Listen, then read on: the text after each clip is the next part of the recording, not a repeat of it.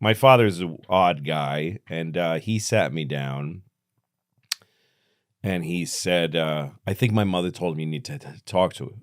Oh. I had three older sisters. I was the only boy, so she said you need to talk to him. And what he told me was, he said, when you have sex with a woman, you need to make her desire you. So you enter her. He just skipped all the how it works. He just said you enter her a little bit, you just barely touch her, and then you come out and you withhold. He was Mexican and he had a weird sort of traditional. He'd say, and then you make her beg and beg, and then you go in again and you go only a little bit, and then you just come out again, and you keep withholding until she can't stand it. Wow. And only then do you really penetrate her, and she'll come like a rocket. He taught me how to make a woman come. He wasn't wrong. Right. He wasn't wrong. Yeah.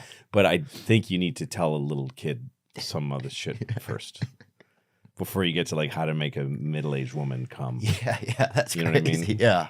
But that's what he was like. He was very narcissistic and, Wow. Yeah, who taught you about sex? I mean, did you have I'm asking the same question, a mentor? Yeah, thanks for asking, man. My dad was 70 when I was born, so my dad was an older guy. Yeah. And so he would always tell me he had dated chicks' grandmothers that were in my class and stuff like that. And he would show me poems that he had written, and they were on paper that was disintegrating. It was. Also, he was teaching you about romance. Yeah, my dad was more of a romancer. That's nice. So he was teaching me about romance, but nothing about sex. One time I saw him, I think he had cancer or something, but he was walking down the hall and I thought he was going to have he'd had a new girlfriend, and we were at her house. She had a nice house, and she made all this beef brisket or whatever. I'd never even seen it. Blew my fucking mind. Yeah. Just were your parents married? They were married till I was 7, and then they got divorced. And did he have kids before with other women? Yeah. Okay. He had 3 other children. Okay, so now you're how old? I'm maybe, at this point, I was probably 12. And you saw him somewhere and he had another girlfriend. Yeah. And she let us stay at her house. Yeah. You'd only ever had bologna and cola cuts or something. Oh, I'd never had brisket. No, of course not. I mean, I never even couldn't imagine it. And then he was walking down the hall, and I thought he was going to have sex, but it was at nighttime, and I would sleep on the living room couch. Mm-hmm. And then he literally he was sick, and he defecated all over himself, and it was one of the scariest and craziest things that ever happened. Because I remember watching him and thinking, wow, my dad's going to be with this lady, and she was wealthy, and I don't even know why she even liked us, but she did. And then he was sick, and then I was so afraid to try to go to help or anything because he was he had cancer and he was getting real sick. I didn't know. Wow. But it was anyway, that story took kind of a weird turn, but yeah, it did. That's just life, But yeah, it was a moment where there was just a lot of life at once. But so one interesting way you put it is you say she didn't know why she liked us. So you and your dad were like a unit. You were like a team. So when he left, when your mom and him divorced, you went with dad? No, I stayed with my mom, but I always felt like my dad was just more loving.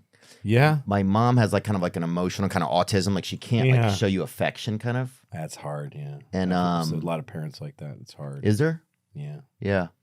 So it was just kind of but she's a hard worker and stuff. But anyway, it was so then, and I was kind of infatuated by my dad because nothing he did, he was older, so everything was off a little. It didn't make sense. Mm-hmm.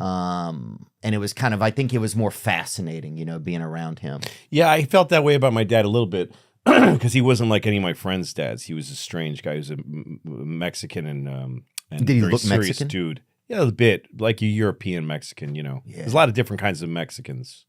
I lived there till I was about 7. Oh, nice. But yeah, he was weird. So I kind of I was fascinated by him, but he didn't show much interest.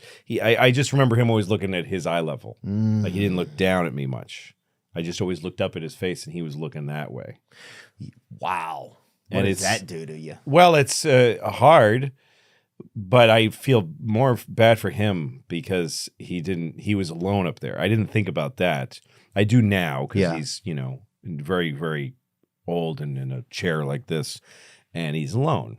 No, we don't go see him much, me and my sisters. Yeah. And my mom, I mean, when she died, and in her last year of life, when she was, we were like there and kept her in our houses and took care of her till the last second. She had us all around her, never alone, because she was a loving person, and she, you wanted to be with her. Oh, wow.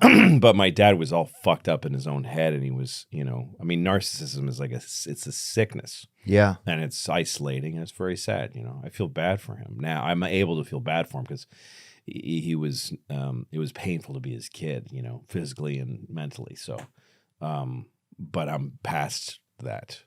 55 years, it takes a long time to, Were you surprised how long it took to get past that kind of stuff? Because I find it's interesting. A lot of our audience is like kind of guys that kind of like are still figuring things out. It's kind of like a lot of late bloomers. Yeah. I think, and no judgment to any of the listeners, but yeah, I think a lot of young men are stuck in this time where it's like, it's almost like you're figuring your shit out, your parents' shit out. It's like, it's almost come to like this kind of like curve in the pipe where it's like, we got to kind of figure this shit out in here. Yeah, I think that's right. And I think it's hard. I don't think you can rush it. I think it happens later because something comes loose. It just does. It's nothing you can figure out. It's nothing where you can go, oh, I mean, you think about it once in a while. And also you spend a lot of life avoiding it, right? So like when I was a young dad and stuff, I just pushed my dad away. I just didn't want to think about him. So I just decided he didn't matter anymore for years. And like when I was little, I remember he was spanking me once, which is now to me a really odd thing, is a man's hand spanking a fucking bare ass of a child, a little bony. I can't fathom it now. Yeah. Put pants on that kid. Yeah, man, what are you doing? It's really gay and weird and upsetting. Yeah. But I remember being spanked so fucking hard. Like it was like blackout spank. Like I can't handle this. And I remember thinking to myself, I think I was about 9.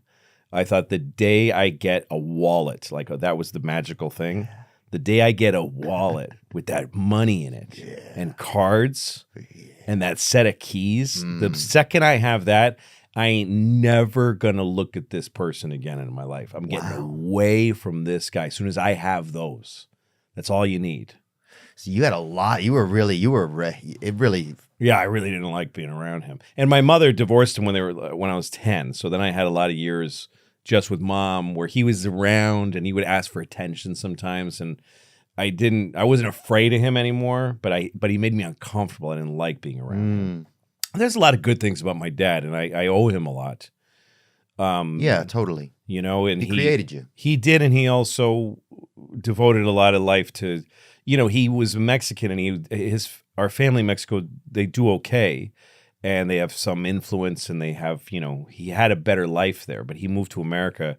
It's sort of the opposite of most immigrants, that he went from Mexico where he was pretty well established to America where he had no tools to survive and where he didn't get the culture. But he did it because my mom was the strong one in the family. My mom worked really hard, and she raised us and supported us. Wow. So he is picking my mom instead of somebody in Mexico, and that's how I got to be in the land of opportunity. Yeah, it's interesting. Yeah, it's interesting, man. How a lot of times it's a previous generation had to kind of take an L. They had to like really. That's right. So that you could have it. It's hard to imagine. Imagine that in your own life. I'm going to do something shitty. Yeah. Ugh. I'm going to move to Toledo so my son can... fuck you, kid. Good luck. I'm going to do something. I'm going to go to Vegas and just keep trying to win. Yeah, I'd rather sell my ass on the internet. Yeah, fuck that. Take my chances. But I went through years of like not wanting to think about him. And then once in a while I would check in with him and see maybe we have something. And he'd feel the same. And I don't want to. And he didn't even seem interested sometimes. And that was shitty. But then, and my mom, meanwhile, took care of him. After they divorced, she kept, because he was kind of a mess. And I learned from that, from watching my mom do all the way to the end. My mom, when she was dying, she provided for him and stuff. And I learned about her from that. And I asked her about it because she had no reason to be with the guy anymore. They had been divorced since I was 10. And now, this is a few years ago. And she said, I want to send a message to him she was leaving him some money. She said that I want to send him a message that he's not alone in the world. Now that I'm gone, somebody gives a shit about him. And because that's a promise she made him when she married him. And even though they divorced, she's still honored that promise, even though he didn't stay to his side or whatever. And so that helped me. Like that was a role model for me, my mom, later in life. And then after she died, I was about to say left. After she left me by ceasing to breathe. Yeah, that's great. And some guys probably think that too. Like, fuck you, Mom. Yeah, I needed you, bitch. Yeah. After she died, my sister and I, who were at her a memorial that we had for her, and he came, and neither of us had seen him for a long time. Wow. And we were standing in a room talking about we should where are we going to put him so we don't have to be near him. And then he walked up with a cane, and we were both like, fuck, come here. And we sat with him, and then we had this interesting affection for him because Mom is gone. She would have wanted us to be good to him, and he was so weak, and I just felt bad for him, and I felt a tenderness for him. So I go to see him once in a while in this place where he lives, and the last time I saw him, I let go of everything. It just all went away, and now I just feel this tenderness. I just feel so sorry for the guy. All that's left, all anger and guilt, all those bad feelings, they burn away with time. They all burn away completely. And so I'm just left with I'm sort of fascinated by him now. I look at when he struggles to talk, and I look at his face and watch it struggle, and I feel for him, Anyway, long answer, sorry, but